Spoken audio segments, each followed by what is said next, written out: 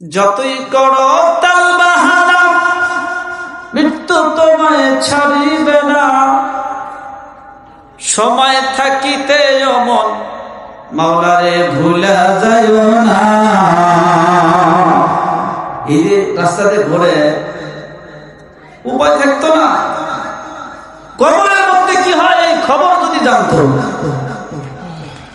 নিজের সন্তান মারা গেছে তার সাথে কি আচরণ হচ্ছে, বাবা মা জীবনে কোনদিন খাবার গ্রহণ করতো না। নিজের বাবা মারা গেছে, মা মারা গেছে, এই বাবার সাথে মার সাথে কি আচরণ হচ্ছে সন্তান যদি জানতে পারতো, চাকুরি কর্মস্থলে যেতে পারতো না, আনন্দ ফুর্তি করতে পারতো না, ঘোরাঘুরি আনন্দ ফুর্তি তো দূরের কথা, কবরস্থানের পাশ দিয়ে যে রাস্তা আছে না, দিনের বেলায় তো দূরের থাক, রাত্রি বেলাতেও এই রাস্তা আপনার রাত্রি বেলায় তো যাইতই না, দিনের বেলায় এখান দিয়ে যাতায়াত করতো না। কবরস্থানের আশেপাশে বাড়ি ঘর করা তো দূরের কথা, এই রাস্তা দিয়ে কবরস্থানের পাশ দিয়ে যাতায়াতই বন্ধ করে দিত। কবরের মধ্যে কি ভয়াবহ অবস্থা! আমার আল্লাহ ব্যতীত মানুষ আর জিন ব্যতীত সব মাখলুক জানতে পারে। সুবহানাল্লাহ। আমার আল্লাহ জানেন আর অন্য সব মাখলুক জানেন, শুধুমাত্র মানুষ আর জিন জানে না। এজন্য দেখবেন কবরের পাশে গরু ছাগল অনেক সময় যদি বাঁধা থাকে ছোটাছুটি করে, কবরের পাশে ছোটাছুটি করে, অনেক সময় দড়ি ছিঁড়ে চলে আসে। কবরের মধ্যে কি ভয়াবহ অবস্থা! আল কবরু রাউদাতুম মিন রিয়াদিল জান্নাহ আও হুফরাতুম মিন হুফারিন নার। কবর কারোর জন্য জান্নাতের বাগান আর কারোর জন্য জাহান্নামের গর্ত।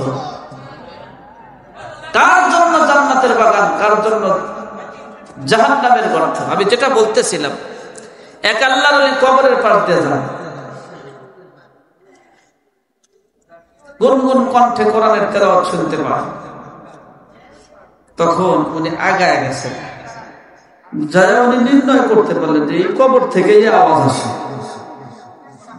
তো বুজুর্গ একটু অপেক্ষা করলেন, চোখটা বন্ধ করলেন, কবরের হালত জানার চেষ্টা করলেন, দেখতে পাইলেন অন্তরের চক্ষু দিয়ে কবরের মধ্যে একজন বুজুর্গ আছেন, যিনি বসে বসে কোরআন তেলাওয়াত করতেছেন।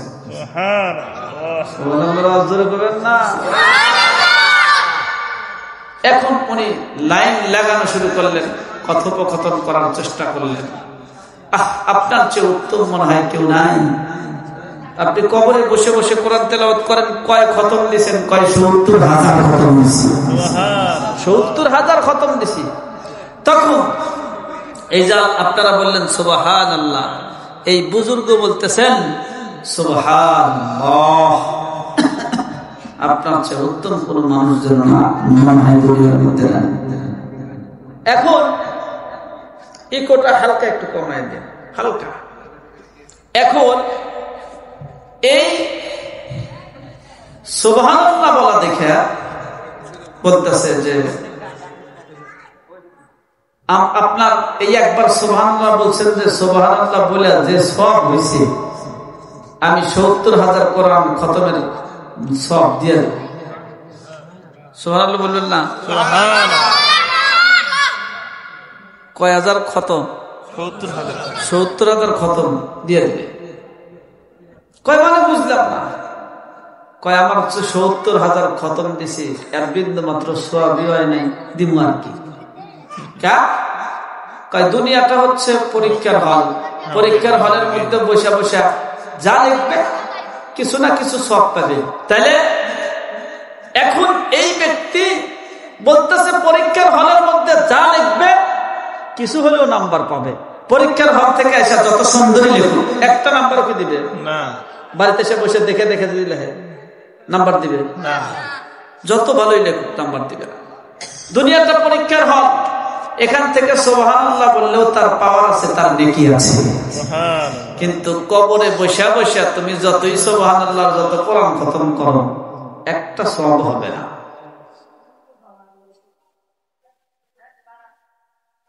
যতই করো তাল বাহানা, মৃত্যু তোমায় ছাড়িবে না। সময় থাকিতে অমন মাওলারে ভুলা যাইও না। কি বলেন, কথা ঠিক না? মাওলার সাথে মহব্বত অন্তরের মাধ্যমে পয়দা করার দরকার আছে না? আছে না? না, ভালোবাসা পেতে যদি মনে করো আশা, মাওলার সাথে প্রাণপণে করো ভালোবাসা। মাওলার সাথে হলে ভাব ঘুচে যাবে সব ভাব, মাওলার সাথে নাই রে ভাব, এটাই হলো মূল অভাব। ভাব সৃষ্টি করতে হবে কার সাথে? আল্লাহর সাথে। আল্লাহর সাথে। আমরা সবাই আল্লাহর বান্দা। কার বান্দা? আল্লাহর। হ্যাঁ, আল্লাহর সাথে ভাব হলে ইবাদত বন্দেগী যাই করবেন তাই কবুল। শুধু আল্লাহর সাথে ভাব করতে হলে কবরের চিন্তা একটু বেশি বেশি করা। এই কবরস্থানে যায় মানুষ মাটি দেয়, দেওয়ার সময় কই মিনহা খালাকনাকুম ওয়া ফিহা নুঈদুকুম ওয়া মিনহা নুখরিজুকুম তারাতান উখরা। এই মাটি থেকেই তোমাকে সৃষ্টি করা হয়েছে, এই মাটির মধ্যেই তোমাকে দাফন করা হচ্ছে, আবার এই মাটি থেকে তোমাকে পুনরায় পুনরুত্থিত করা হবে। তুমি কিন্তু আবার মাটি থেকে উঠবা। কেন এই কথা বলতেছেন? যাতে করে আমরা বুঝি কোথায় ছিলাম, কোথায় আছি, আবার কোথায় যাব। কি বলেন, কথা ঠিক না?